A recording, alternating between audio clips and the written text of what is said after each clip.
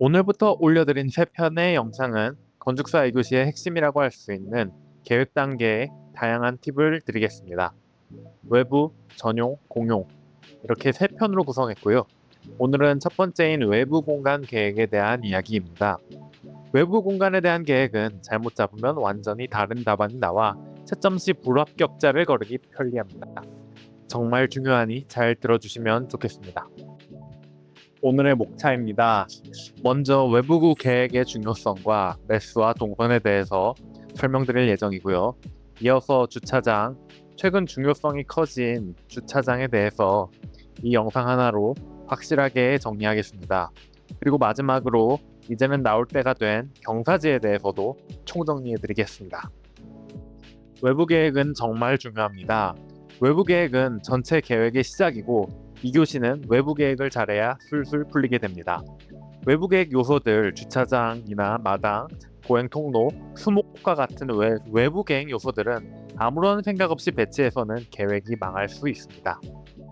이렇게 대지 안에 조경, 차량 경사로 마당과 진입 마당과 같은 이 마당을 두 가지 버전으로 대지 내에 넣어 보았는데요. 왼쪽의 마당들은 가로로 장방형으로, 오른쪽은 회로로 장방형으로 놓아져 있습니다. 드리고 싶은 말씀은 이러한 사소해 보일 수 있는 결정이 건물의 계획을 판이하게 만든다는 것입니다. 왜냐하면 외부 계획을 하고 남는 공간이 바로 메스이기 때문입니다. 좌측은 사각형의 반듯한 메스 형태가 나왔고 우측은 T자 모양의 메스 형태가 나온 모습입니다. 그리고 외부 계획에서 시작한 외부 동선은 건물의 내부 동선까지 영향을 미치게 됩니다. 외부 동선에서부터 동선이 일자로 쭉 뻗어서 건물 안으로 이어지는 것이 가장 이상적이기 때문입니다. 이렇게 외부 계획은 건물의 매수 형태와 건물의 내부 동선까지 영향을 미치기 때문에 굉장히 중요합니다.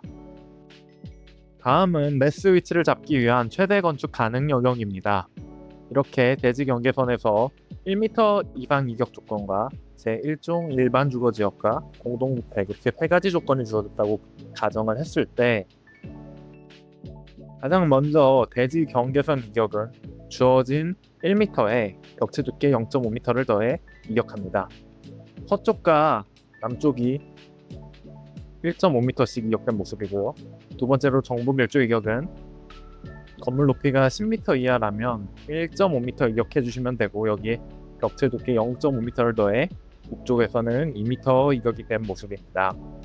세 번째로 채광 방향 이격인데요.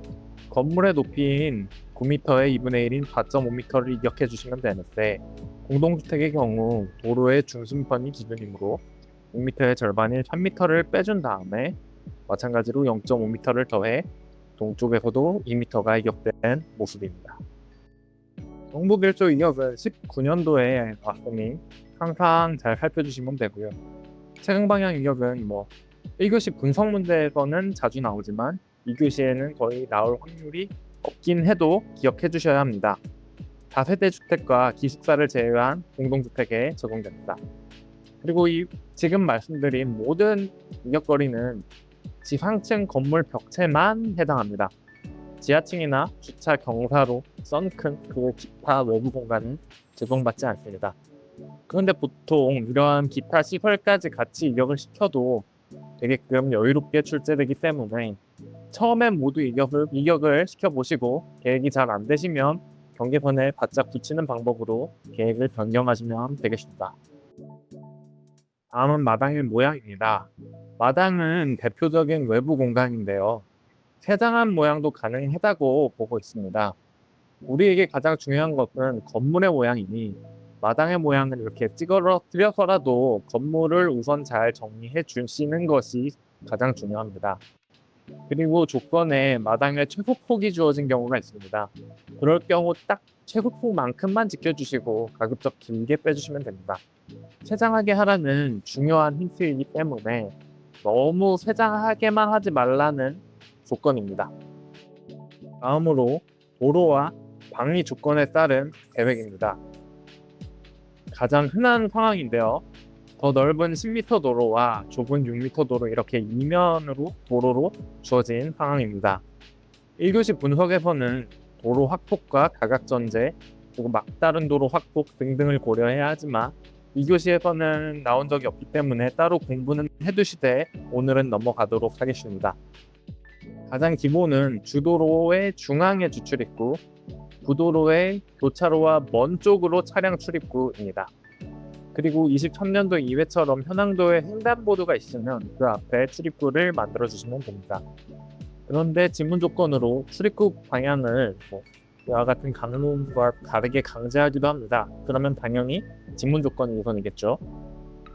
그리고 외부로부터 시작된 이 출입 동선이 너무나도 중요한 이유는 로비의 방향과 내부의 동선 그리고 코어의 위치까지도 영향을 주기 때문입니다. 방금과 같은 도로 환경에서 방위에 따른 8가지 케이스를 정리해 본 것인데 동서남북뿐만 아니라 최근에 자주 출제되듯이 남동, 남서, 북동, 북서 방향까지 고민해봤습니다. 정리해보고 알게 된 사실인데 21년 이후에는 대부분 이 짧은 단변이 주도로가 일부러 출제가 되었네요. 똑같은 도로 환경에서 8가지 향에 따라 달라지는 것은 오로지 코어의 위치입니다. 로비에서 시인성이 좋은 위치에서 가급적 북쪽 방향에 계획해 주시면 자연스럽습니다. 코어에 대한 자세한 내용은 다음 공부 시행마 계획 영상에서 다뤄보도록 하겠습니다. 그리고 다음은 반대로 장변에 주도로가 위치한 케이스입니다. 마찬가지로 8개 방위를 쌓아서 배치해 보았습니다. 5년 전에 두 번 출제되었고 2010년도에 이런 형태로 자주 나왔던 것으로 확인이 됩니다. 이렇게 다음 시험에서도 방금 앞서 나왔던 단변이 주도로인 형태가 나올 확률이 높지 않겠는가 이렇게 생각하고 있습니다. 들어 마쳤고요.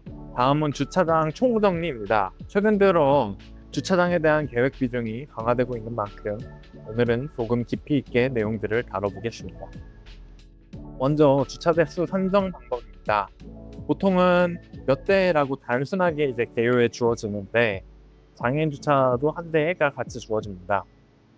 2021년도 2회와 2022년도 2회에 평소와 달리 대수로 안 주어지고 대수를 계산해야 하는 문제가 나온 적이 있었는데요. 소수점으로 안 떨어지면 반올림 처리해서 대수를 구해주시면 됩니다. 그리고 만약에 주택이 나오면 소수점을 올림 처리해서 대수를 구해주시면 됩니다. 다음은 주차 구획의 규격입니다. 일반형 2.5 곱하기 5, 장애인 3.3 곱하기 5, 이 두 가지는 거의 항상 나오니 이미 외워주셨을 것이고요. 만약에 이 두 가지를 벗어난 다른 형태의 주차 구획이 나온다면 높은 확률로 지문 조건에 이러한 숫자들은 다 주어질 것입니다. 그래도 시험장에서 처음 보는 것이 등장하면 당황하실 수 있으니 대비 차원에서 모두 암기까지는 못하더라도 눈에 담아두자는 의미로 소개해드렸습니다. 정형, 확장형, 화물차, 일륜차 규격을 봐주시고요. 평행주차도 2교시에는 한 번도 나온 적이 없지만 한 번 정도 봐주시면 좋겠습니다. 주차 구획은 차로 6m가 필수이고 뒤쪽으로는 통상 보행 통로가 들어갑니다. 그래서 주차장 면적을 대략 계산할 때에는 이렇게 한 대당 30제곱미터 정도로 잡으시면 됩니다. 그리고 필로티 주차장이라면 기둥 간격을 결정하기도 하는데 이렇게 일반 주차 3대는 8.1m에 들어가고 장애인을 포함한 2대는 6.6m에 딱 들어갑니다. 그리고 차로가 아닌 주차 구획을 건물 쪽으로 붙여주셔야 차에서 내려서 차로를 건너지 않습니다. 그리고 특히 장애인 주차장은 출입구와 가장 가까운 곳에 두셔야 합니다. 그리고 또 한 가지 팁을 드리자면 이렇게 좌측에 두 대를 90도 돌려서 이렇게 배치하시면 중앙에 세대와 차로를 공유하게 되어 그쪽에 여유 공간이 생깁니다. 여기를 활용해서 건물의 출입구 전면을 여유롭게 계획해 주시는 방법도 있으니 참고하시기 바랍니다. 주차장 배치는 다른 영상에서도 이미 말씀드렸지만 법상 가능한 경우의 수가 되게 많이 존재합니다.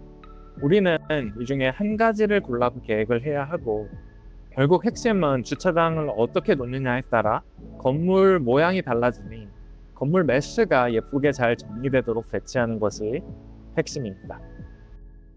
다음으로 말씀드릴 것은 주차장 시행규칙의 내용인데요.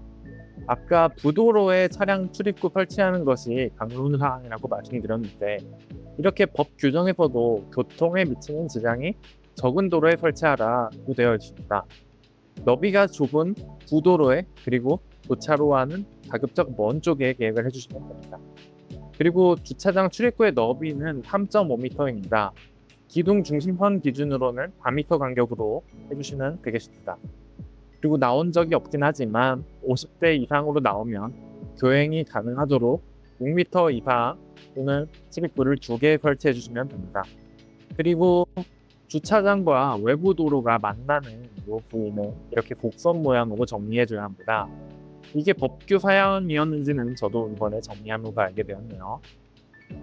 다음은 중단 경사도 관련 규정입니다.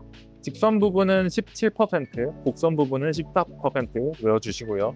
직선 부분은 통상 6분의 1로 생각하면 쉽고 보통 오버헤드까지 고려했을 때 3m 정도 높이가 필요한데 곱하기 6을 해서 18m가 통상적인 경사로의 길이입니다. 여기에 이제 경사로 면적을 구하는 방법은 18m의 발을 곱해 72 정도로 생각해 주시면 됩니다. 그리고 곡선 부분은 이렇게 꺾이는 부위인데 24년도 2회차에 한번 나왔었고요. 4번 반경 5m를 준수해서 그걸 잘 그려주는 연습이 필요하고 14m 경사로에 4변 반경 5m를 고려해서 이 높이를 계산해 보면 90도 회전할 때마다 높이 1.5m 정도 내려간다고 암기해 주시면 계획에 편리합니다. 그리고 다음 경사로의 끝부분과 시작 부분에 수평 구간을 놓으라는 조건이 20년도 2회차 때 주어졌었는데 법에서 이야기하는 규정은 아니고요.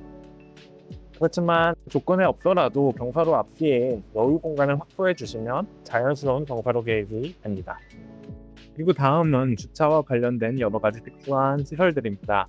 이계식 주차장은 옛날 04년도에 한 번 나왔었고 23년 2회 1교시 분석 문제로 한 번 나왔었습니다. 이 구성을 살펴보면 차량용 승강기가 있고 그 앞에 회전 공간을 확보해줘야 하는 형태입니다. 그리고 다음은 전기차 충전소인데요. 주차 규격은 동일하게 해주시고 주차 규격 바로 앞에 충전기가 이렇게 설치된 모습입니다. 아직 나온 적은 없지만 충분히 나올 가능성이 있으니 봐주시고요. 바로 지난 회차에는 전기차는 아니지만 전동 휠체어 충전소가 나왔었죠. 그리고 다음은 승하차장과 하역장인데요. 승하차장은 24년도 이외에 하역장은 13년과 16년에 나왔습니다. 승하차장은 주 출입구 바로 앞에 만들어주시는 것이 보행 접근 동선에 좋고 교차로와는 멀리 떨어뜨려 주시는 것이 좋습니다. 하역장은 주차장과 화물용 승강기 또는 부출입구 쪽에 형성되는 것이 일반적이니 봐두시면 참고하시면 되겠습니다. 마지막으로 소규모 주차인데 소규모 주차의 경우는 법적으로 완화 조건이 있지만 2교시에서는 굳이 적용하지 않는 것이 안전합니다. 법상으로는 이렇게 가능하지만 새로 2대 연듭 주차와 도로를 차로로 이용하는 소규모 주차는 넘어가도록 하겠습니다. 마지막 파트입니다. 다음으로 경사지에 대해서도 전체적으로 살펴보고 가겠습니다. 경사지는 아주 최근에는 잘 안 나왔지만 원래 종종 나왔던 유형이니 다시 나올 때가 이제 되었기에 정리할 필요가 있습니다. 성지가 아니라 경사지 문제가 나오나 규칙 문제를 봤을 때 이렇게 2가지 유형이 존재합니다. 먼저 3.5m에서 4m 이상 레벨 차이가 있는 경우입니다. 이 경우 특징은 1층과 2층, 2개 층에서 동시에 출입 동선이 형성된다는 것이죠. 난이도는 그리 어렵지 않은 유형입니다. 두 번째 유형은 0.5에서 2m의 애매한 레벨 차이가 있는 경우입니다. 2개 층 동시 출입은 불가하고 같은 층 내에 여러 단차가 존재하는 스키플로어형 문제입니다. 레벨 정리하는 것이 상당히 까다로운 유형입니다. 이 경우 높낮이가 다른 실들이 주어지는데 레벨이 낮은 곳에 층고가 여유가 더 있는 상황이고 이렇게 층고가 높은 실들을 레벨이 낮은 곳에 배치해 주시면 좋습니다. 지출을 살펴보면 최근 5년에는 2개 층 출입 문제가 3번 나왔었고 스키플로어 유형은 2010년도 예전에 나왔던 유형이 최근 경향은 아니고 최근엔 주로 2개 층 출입 조건으로 문제가 나왔다고 기억해 주시면 되겠습니다. 다음은 경사지 관련해서 몇 가지 말씀드리겠습니다. 차량 출입구는 레벨이 낮은 곳에서 출입하는 것이 유리합니다. 1m 레벨 차이가 있다면 이렇게 낮은 곳에서 출입하는 것이 높은 곳에서 출입하는 것보다 경사로 길이가 6m 짧게 형성이 됩니다. 두 번째로 보행 경사로인데 BF 기준에 따라 경사지에서는 보행 경사로를 항상 염두하셔야 합니다.